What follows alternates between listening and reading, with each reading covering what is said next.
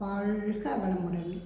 ஒரு காட்டில் கணவன் மனைவி ஒரு பிள்ளை 3 பேர் இருப்பாங்க.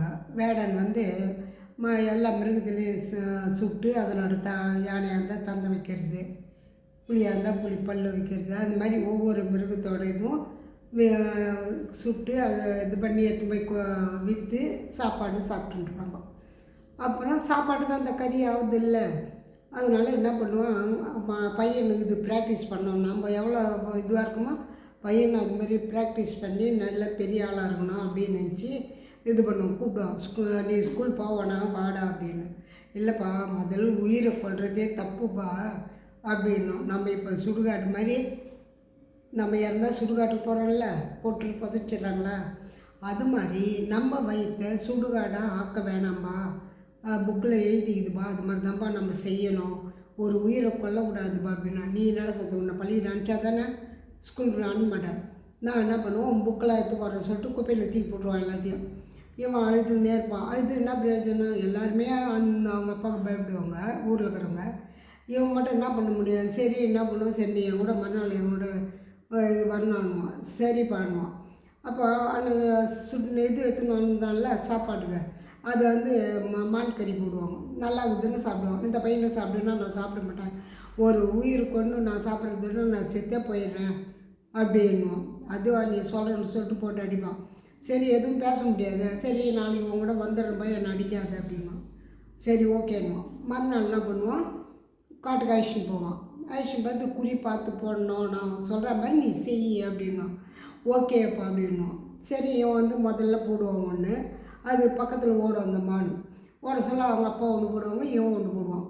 ஒரு முறை என்ன பண்ணுவான், அவங்க அப்பா போடுறத பார்த்துட்டு இவருக்கு வந்து திருத்தத்துக்கு எனக்கு தெரியல அப்படி மான் கால்ற அந்த பக்கம் இது கால் மேலே அடி, வயிற்றெல்லாம் அடிக்கூடாது அப்படின்னு சொல்லுவான். ஏன்னா அப்போ தான் நொண்டி கீழே விழுந்துடும், பொறுமையாக எல்லாத்தையும் எடுத்து ரெடி பண்ணி எடுத்து போகலாம் ஊருக்கு அப்படின்னு நினச்சி நான் அது மாதிரி சொல்லுவான். ஏன் வந்து என்ன பண்ணுவான், அந்த குறி வைக்கிற மாதிரி வைக்கும்போது அவங்க அப்பா கால் பார்த்து வச்சிடறான்.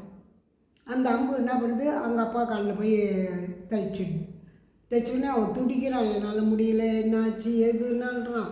இவன் எதுவுமே சொல்ல மாட்டான், நான் தான் செஞ்சேன்றதை சொல்லவே மாட்டான். சரி மான் தான் தவறி போயிட்டுருக்கோம், குறி நம்ம மேலே போட்டுச்சுன்னு நினச்சின்னு இவன் நினச்சிருவான். முடியாத என்ன பண்ணுவான், அவங்க அம்மா இட்டுன்னு வந்து நம்ம தூக்கி போயிடலாம், அம்மா அப்பா இட்டுன்னு போயிடலான்ட்டு 2 பேரும் புருஷன் வந்து வீட்டில் படுக்க வைப்பாங்க. உடனே என்னால் வலி தாங்க முடியலடியே அப்படின்வான். நான் என்னங்க பண்ணுறது, எங்கே டாக்டர் எதுவும் கிட்ட இல்லை அப்படின்வான். அப்பா என்னை மன்னிச்சிடுங்க நீங்கள் அப்படின்வான். ஏன்பா அப்படின்வான். இல்லைப்பா, நான் தான்ப்பா உங்கள் காலை பார்த்து குறி வச்சேன், என்னை மன்னிச்சிருப்பாண்ணா.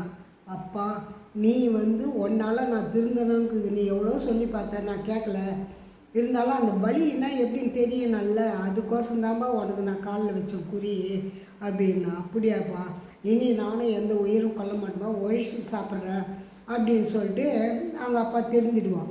இப்போ எதுக்குன்னா, நீங்களாம் நான்வெஜ்ஜு சாப்பிட்றீங்கள, நீங்கள் சாப்பிட்றத நான் வேணாம்னு சொல்ல மாட்டேன். ஏன்னா சாப்பாட்டு நிறுத்தினா அதுவும் ஒரு பாவம்னு சொல்லுவாங்க மகிழ்ச்சி. அதனால் நீங்கள் யோசனை பண்ணி செய்யுங்க. நீங்கள் வளர்த்தீங்கன்னா ஒரு உயிரை கொள்வீங்களா, உங்கள் கண் எதிர துடிக்கத்தை பார்ப்பீங்களா, பார்க்க மாட்டீங்கள. அப்போ நீங்கள் என்ன சொல்லுங்க, நாங்கள் எங்கே செய்கிறோம், அவங்க மட்டும் செஞ்சு எத்தனை கொடுக்குறாங்க, நான் வாங்கி வந்து செய்கிறோம் சாப்பிட்றோன்னு. இல்லைங்க, இனியாவது ஒவ்வொரு எப்படி அந்த பையனை பார்த்து அவங்க அப்பா திருந்தினாங்கள்ல, சின்ன பையன் தானே, ஒரு உயிர் கொண்டால் எப்படின்ற அந்த வலி அவங்கவுங்க படும்போது தாங்க தெரியும். மற்றவங்கள மட்டும் சொல்கிறீங்கள, இவன் என்னத்தை சொல்லிட்டோம் அதை சொல்லிட்டோம், அந்த வலியே தாங்க முடியாது, நீங்கள் எவ்வளோ கஷ்டப்படுறீங்க, அப்போ ஒரு உயிர் எவ்வளோ கஷ்டப்படும் அதை தெரிஞ்சுக்கின்னு முடிந்த வரையில் நீங்கள் நான்வெஜ்ஜை சாப்பிடுவதை விட்டால் சந்தோஷம். வாழ்க வளமுடன்.